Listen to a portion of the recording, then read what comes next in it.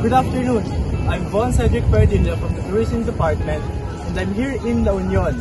What I have behind me here is the Baluarte Watchtower. The Baluarte Watchtower in Luna, La Union. It's a fascinating place of Philippine history, built during the Spanish colonial period. It served as a strategic defense structure against pirates and other threats along the coast. The word Baluarte itself means fortress or stronghold in Spanish.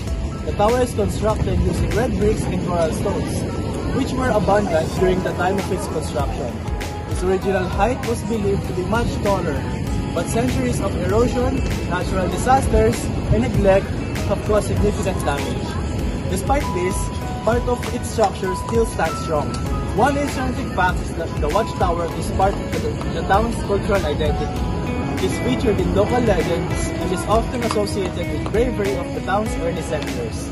Efforts to preserve the structure have been made in the recent years, such as reinforcing its base and protecting it from further erosion caused by the nearby sea. In addition to its historical significance, the Baluarte Watchtower is now a major tourist attraction in La Union.